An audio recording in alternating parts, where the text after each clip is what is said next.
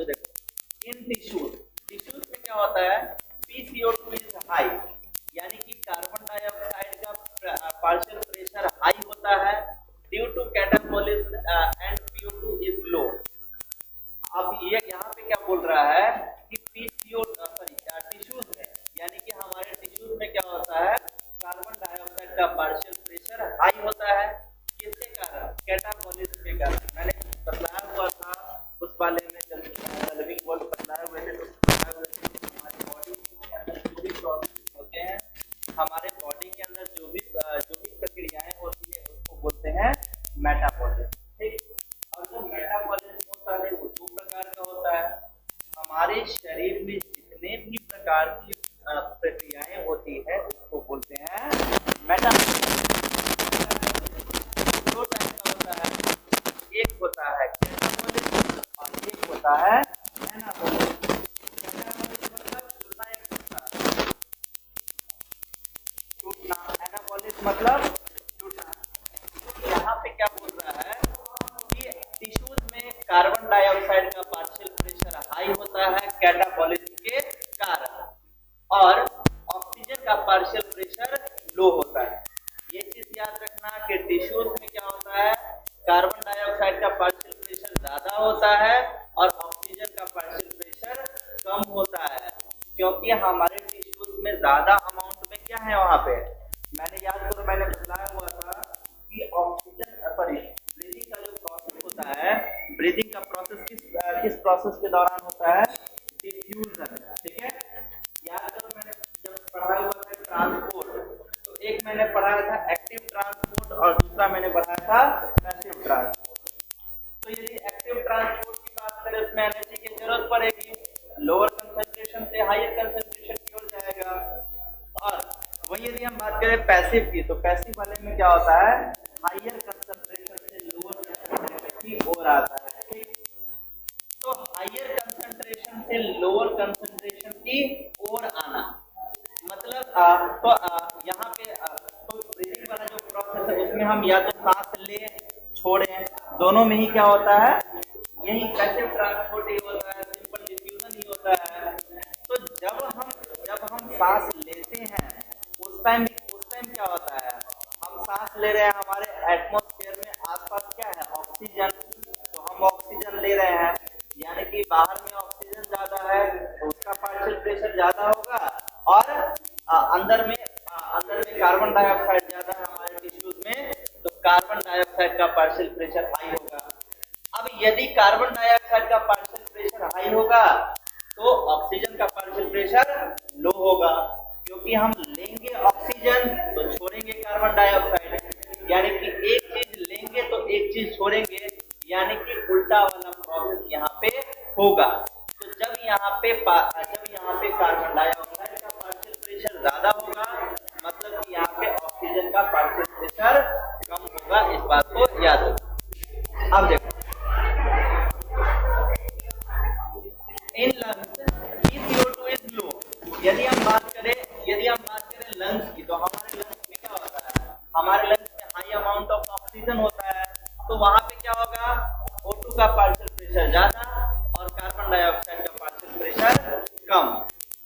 This favours CO2 transport from tissues to lungs. और इसी तरीके से क्या होता है, ये टिश्यू से लंग के अंदर ट्रांसपोर्ट होता है इसका, जो गैसेस होते हैं इसका। ठीक है, टिश्यू से लंग्स तक क्यों जाते हैं, क्योंकि लंग्स में ही जाएगा, उसी के बाद वहां पे क्या होगा, जो वहां पे ऑक्सीजन होगा टिश्यूज के द्वारा ही वहां पे ऑक्सीजन या फिर कार्बन डाइऑक्साइड होगा, तो वहां पे पहले के कहां पे जाएगा, लंग्स में जाएगा। लंग्स में ही क्या मैंने बताया हुआ था कि लंग्स के अंदर छोटा छोटा एल्वियोलाई, वही छोटा छोटा जो एल्वियोलाई होता है उसी का काम होता है, उसी छोटे छोटे एल्वियोलाई का काम होता है, उसी के अंदर गैसेस का एक्सचेंज होता है, यानी कि उसी के द्वारा हम ऑक्सीजन लेते हैं और कार्बन डाइऑक्साइड को छोड़ते हैं। तो क्योंकि एक्सचेंज वहीं पे होगा, इसीलिए कहां पे जाता है, सपना लाइट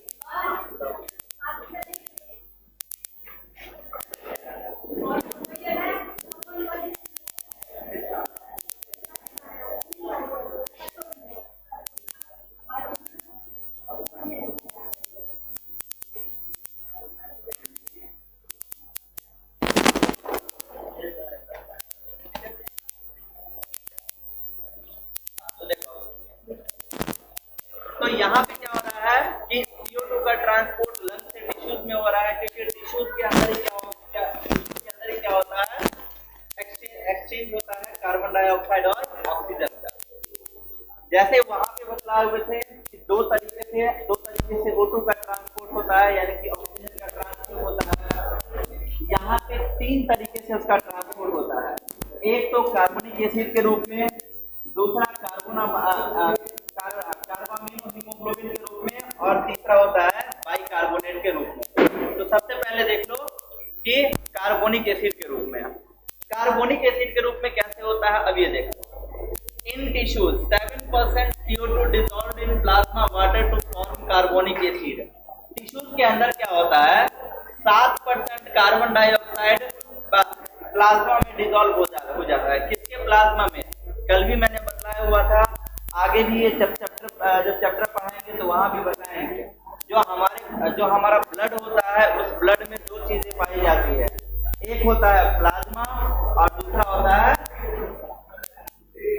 फॉर्म्ड एलिमेंट।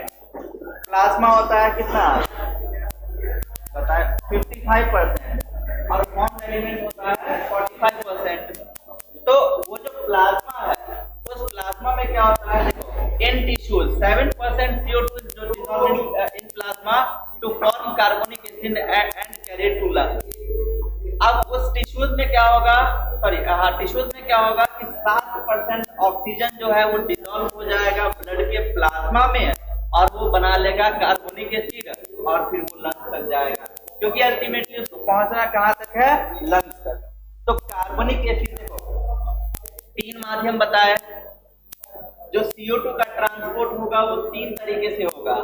एक होगा कार्बोनिक एसिड के रूप में, दूसरा होगा कार्बामिनो हीमोग्लोबिन के रूप में, और तीसरा होगा एज बाइकार्बोनेट, यानी कि बाइकार्बोनेट के रूप में। सबसे पहले हम देखेंगे कार्बोनिक एसिड के रूप में कैसे होता है। तो जितना CO2 होता है, उस CO2 में से 7% CO2 जो है वो डिसॉल्व हो जाता है किसमें, प्लाज्मा में। 7% CO2 किसमें डिसॉल्व हो गया, प्लाज्मा में। और प्लाज्मा के अंदर जैसे मान लो कि ये ब्लड है, ठीक है। अब इस ब्लड में मान लो कि ये सारे एलिमेंट हैं, formed element, RBC, WBC, platelets, और बाकी के इधर पूरा क्या है, प्लाज्मा। तो 7% कार्बन डाइऑक्साइड क्या हो जाएगा, इस ब्लड के प्लाज्मा के अंदर डिसॉल्व हो जाएगा, घुल जाएगा, और घुल करके वो लंग्स तक जाएगा। एक तो ये ट्रांसपोर्ट का सिस्टम हो गया कि ये कार्बोनिक एसिड के रूप में। दूसरा कार्बामिनो हीमोग्लोबिन के रूप में। देखो टोटल 100% का ट्रांसपोर्ट करना है, 7% का ट्रांसफर हो गया।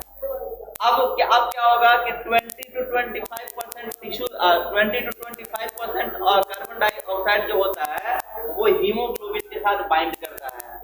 मैंने वहां पे क्या बतलाया हुआ था कि वहां पे ऑक्सीजन भी मैंने बतलाया हुआ था कि ऑक्सी हीमोग्लोबिन। अब यहाँ पे क्या हुआ, कार्बामिनो हीमोग्लोबिन। जैसे वहां पे बताए हुए थे ऑक्सी हीमोग्लोबिन, यानी कि ऑक्सीजन जो है वो जो ऑक्सीजन है वो इस कार्बन हीमोग्लोबिन के अंदर में बाइंड कर रहा है, बॉन्ड बना रहा है, ठीक है। इसी को बोलते हैं इंटरडिजिटेटेड। एक पढ़ाएंगे जब 12th में आओगे तो वहां पे पढ़ाएंगे इंटरडिजिटेटेड, एक चीज पढ़ाएंगे, ठीक है। वहां पे क्या होता है कि एक पढ़ाएंगे कि मम्मी और बच्चे के बीच में कनेक्शन होता है। यदि 9वां 10वां भी कुछ पढ़े हुए होंगे तो उसको बोलते हैं प्लासेंटा। जो मम्मी पापा से जो मम्मी जो खाना खाती है, मम्मी जिस टाइप का न्यूट्रिशन लेती है वही न्यूट्रिशन बच्चे में जाता है, मम्मी ही न्यूट्रिशन बच्चे में छोड़ती है। गैसेस उसी प्लासेंटा के द्वारा मम्मी से बच्चे में आता है, बच्चे से मम्मी में जाता है।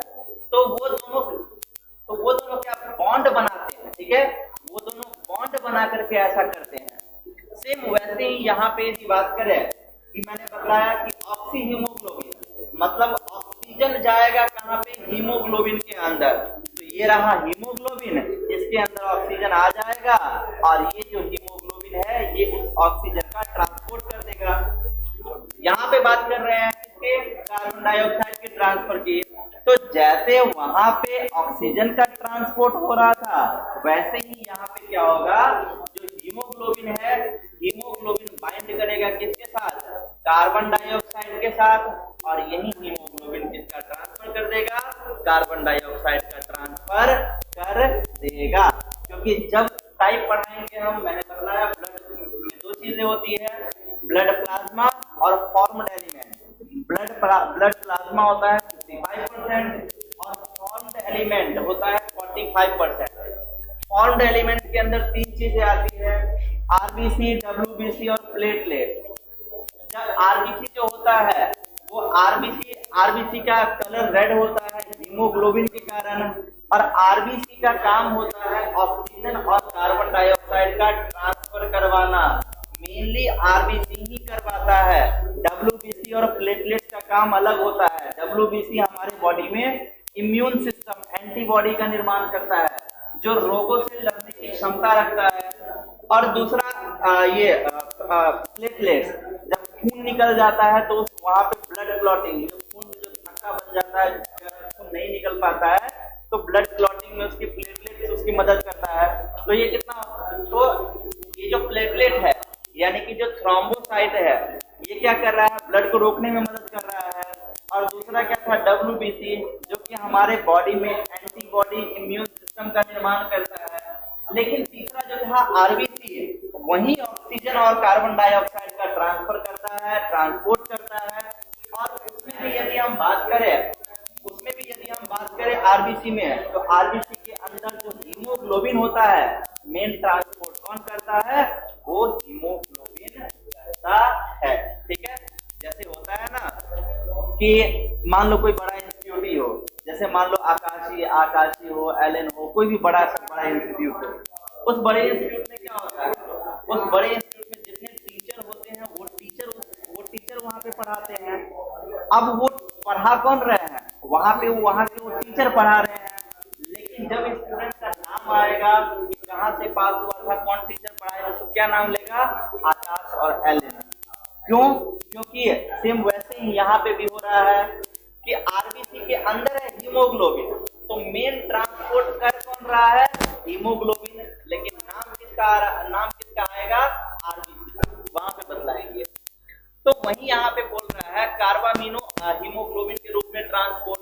तो 7% जो कार्बन डाइऑक्साइड होता है, 7% का कार्बन डाइऑक्साइड का ट्रांसपोर्ट हो गया। अब जो 20 से 25% कार्बन डाइऑक्साइड है, ये हीमोग्लोबिन के साथ बाइंड करता है, और हीमोग्लोबिन के साथ जैसे ये बाइंड करता है, तो यही हीमोग्लोबिन उस कार्बन डाइऑक्साइड को लंग्स तक पहुंचा देगा। कौन, वही haemoglobin. In alveoli CO2 dissociate from carbamino haemoglobin. अब उसके बाद क्या होगा कि जब वो हीमोग्लोबिन चला जाएगा कहाँ पे, लंग्स के अंदर, एल्वियोलाई में, तो अब क्या हो जाएगा, कार्बन डाइऑक्साइड वहां से निकल जाएगा।